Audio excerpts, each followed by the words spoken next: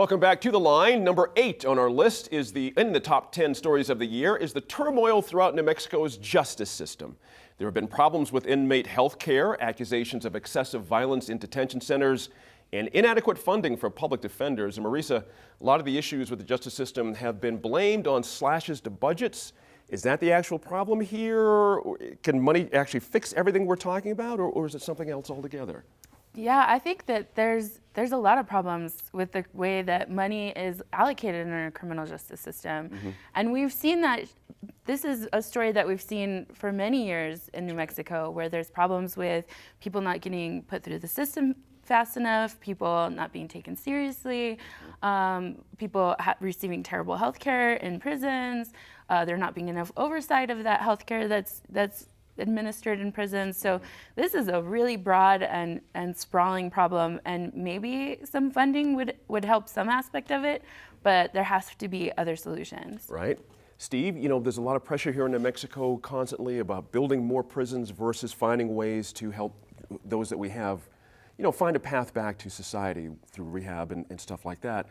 Where does that tension sit right now in our legislature? We've had a law and order governor now for 2 terms, and the effect of that in our how we view justice here in our state. There was a movement in the legislature for criminal justice reform, just to work for ways not to imprison everybody. Right. But it's flawed. Every time there's a terrible crime, we want to lock more up. We need more strict laws. We need to crack down.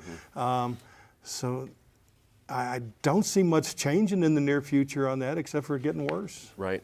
Russell, same thing. We've got some attempts at reform. We had our director of prisons, Greg, is it Mercantile? I forget his last name, trying to do something about, the way prisoners are treated, but it's sort of nibbling at the edges for people that are in prison reform business here. What do you think? Yeah, he did want to focus on the recidivism rate, and that was his main thing before he left.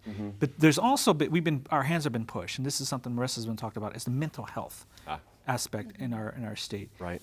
A lot of these county jails are de facto mental hospitals. They're not getting their services. They end up in jail for a lot of cases where they're suffering some sort of mental illness, and they're placed in there, and we don't know how to address them or how to treat them. So we put them in solitary confinement. And Matthew Coit, an attorney here in Albuquerque, has made it his mission to sue county after county after county because of cases where inmates are treated unfairly because they're suffering from mental health, and these counties aren't providing the services. So until we address that, we're going to continue to see these places swell with our folks who are suffering from mental illness. Julianne, again, everything Russell's just talked about is well known here across our state, but we can't seem to get any movement separating these 2 issues. No, and it just seems so obvious that the state and local governments, they're unable to govern incarceration, which the advocates of what we call our justice system say is the bedrock of what we're trying to do, keep people safe by punishing the bad people.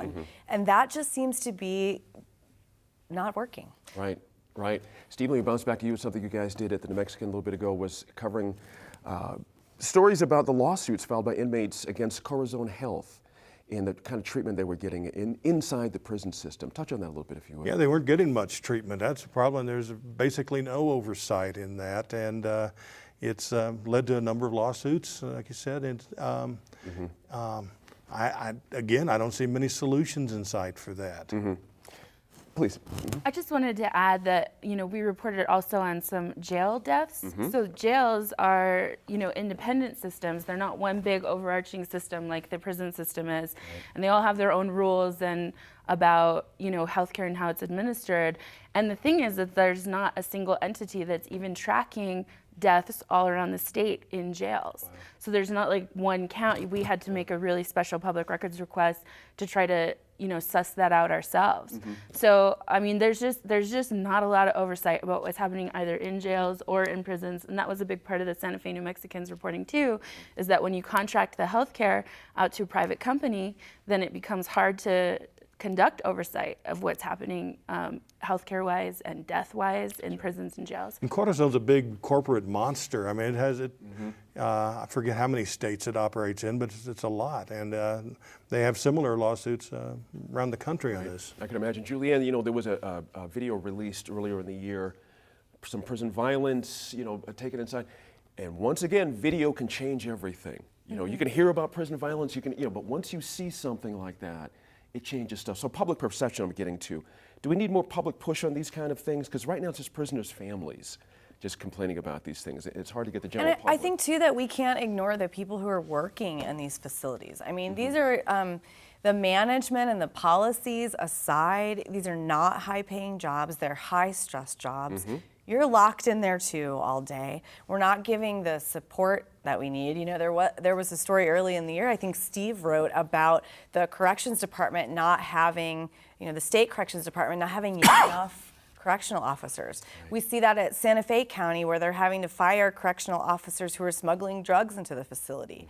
You know, I hear what you say about this being a repeated idea, because when I was a beat reporter at the New Mexican 10 years ago, there was a drug smuggling, big story at the Santa Fe County Jail. So it just seems like history repeating itself, and we're not making progress. And I don't think the public has much confidence at all. It's the worst thing for one of your family members to end up, even for overnight. That's right. That's right. There's lots of stories out there. Now, let's go now to number 7 in our countdown of the top 2016 news stories. That would be healthcare.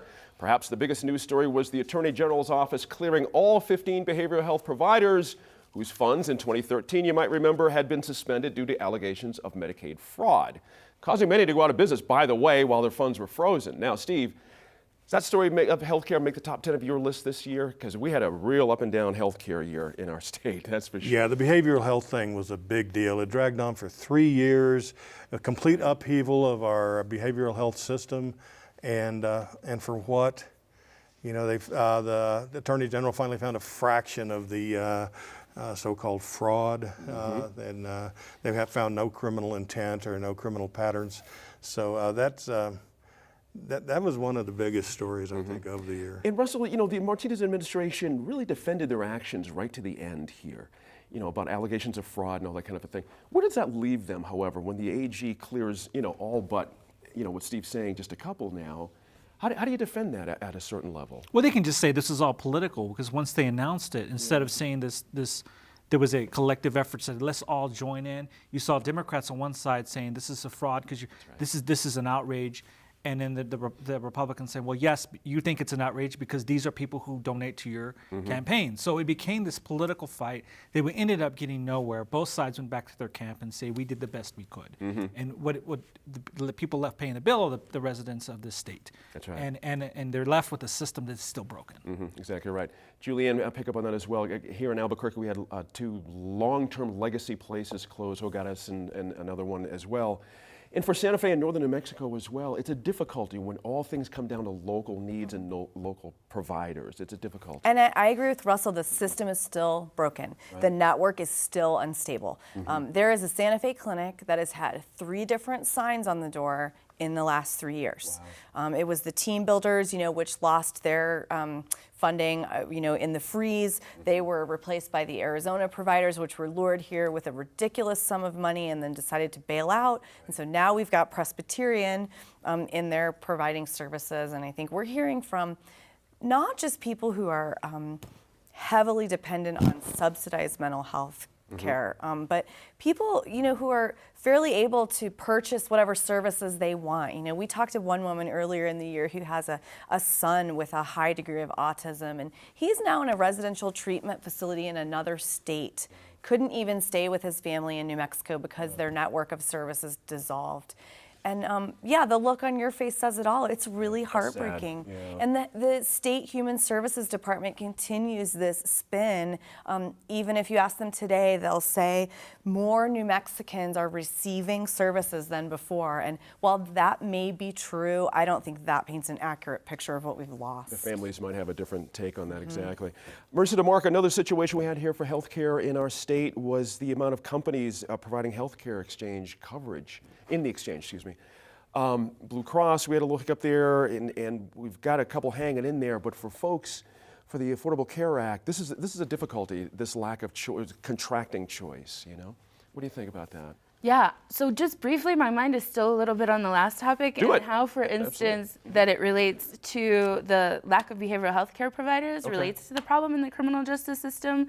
So for instance, I interviewed some judges in Roswell who were talking about how they could no longer remand people to healthcare situations and healthcare services and had to be sending them to jail instead to seek treatment. So I just wanted to point out that those two ideas are really linked in the state. And then additionally, we have this coming problem with the ACA. I mean, Blue Cross Blue Shield is back into the network or the pool of providers in New Mexico.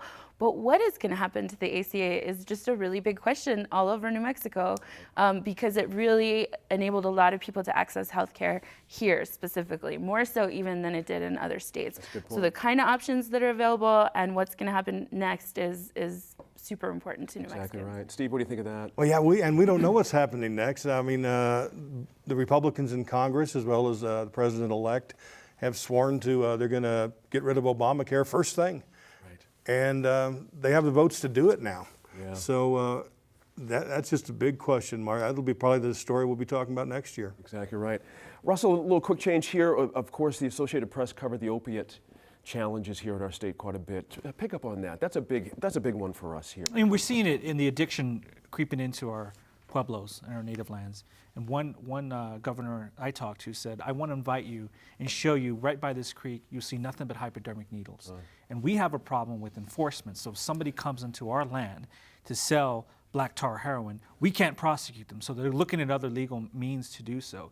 But I think as the opiate addiction and the discussion debate became national, as we started looking at West Virginia and New Hampshire, New Mexico had to consistently raise your hand and say, hello, we were the first, and we still remain the epicenter with Espanola. Yes, you do have West Virginia, who is number one, but we're still number two.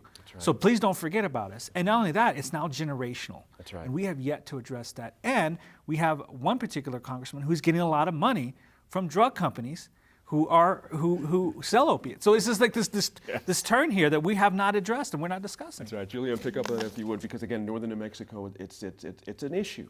Not just, of course, just Espanola, but other surrounding areas. And I think the issue of the the generational abuse and the black tar heroin and the hypodermic needles is something that New Mexico is really familiar with. It's one of the worst parts of our sort of common narrative. But I think the other thing that gets overlooked is the prescription opioid challenges. On one hand, you've got these laws that are really making it difficult for people who are in pain management situations and their physicians to really make the right choices about their health care, because you go to Walgreens and they won't give you your medicine on time. You have to wait to follow these rules. But at the same time, you've got a lot of young people, people who are injured in the workplace who become addicted to these painkillers and seeking treatment for that. It's a lot of stigma associated with it, and there's not a lot of help out there. So I think it runs, all across the spectrum, from sort of well-to-do people to those who are, the third generation,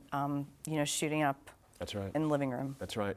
We had a little bit of movement here, Marisa, in Albuquerque on treatment and treatment centers, but what's your sense of how far down the road we've gotten in 2016 on this issue? In terms of progress of having treatment centers available, Yeah. I think we saw some close too, right? We saw the youth treatment facility, I think. Turquoise Lodge? Yeah. So, I mean, the need is so great that it's really hard to evaluate any progress. Interesting point there. Now we'll leave it there. In a few minutes, we'll talk about story number 6 in our countdown.